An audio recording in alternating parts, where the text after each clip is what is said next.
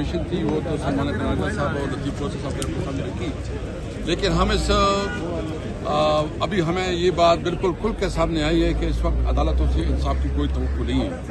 جس طرح عدالتوں کا رویہ ہے، جس طرح عدالتوں کی طریقے سے جو ہے نا انصاف کا قتل ہوتا ہے، اور جس طرح جوڈیشری کے ساتھ کھیلا جاتا ہے اور ان کی جو بھی جج میرٹ پہ فیصلہ کرتے ہیں اس کو ٹرانسفر کیا جاتا ہے، تو انصاف جو ہے نا ابھی اس عدالتوں سے ممکن نہیں ہے۔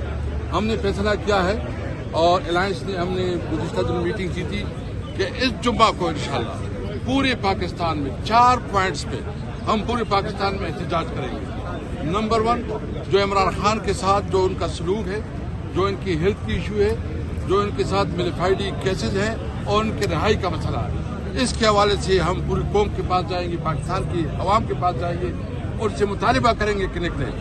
دوسرے جو انہوں نے مہنگائی کی ہے، جتنا انہوں نے لیوی ٹیکس لگائے ہیں، پیٹرول جتنا مہنگا ہو گیا ہے اور اس کی وجہ سے عام شہری جتنا متاثر ہے، اس طرح بجلی کی جو ناروال لوڈ شیڈنگ ہو رہی ہے، یعنی 18 گھنٹے لوڈ شیڈنگ ہو رہی ہے اور پتہ نہیں یہ کیا کر رہے ہیں، اس کے پاس کوئی میکینزم نہیں ہے۔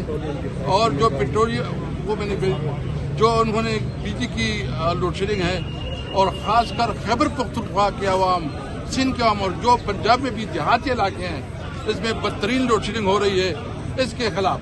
اور چوتھی بات جو اس وقت لا اینڈ آرڈر کی سچویشن جو بلوچستان میں ہم بہت شدید تشویش ہے، جو سچویشن آگے بڑھ رہی ہے۔ ہمارے خیبر پختونخوا میں جو اس وقت ایکسٹریمزم اور جو ٹیررزم ہے بہت خطرناک ہے۔ پوری پاکستان کا لیڈر عمران خان جس کو عوام نے مینڈیٹ دیا وہ جیل میں ہے۔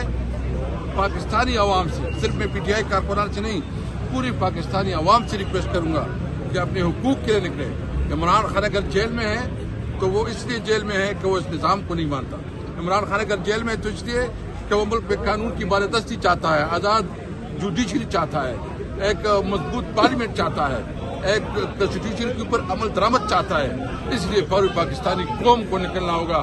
ہم جمعے کو انشاءاللہ تعالیٰ پورے پاکستان میں ہر ڈسٹرکٹ ہیڈ کوارٹر میں مظاہرے کریں گے اور مجھے امید ہے کہ پاکستانی قوم باقاعدہ شرکت ہوگی۔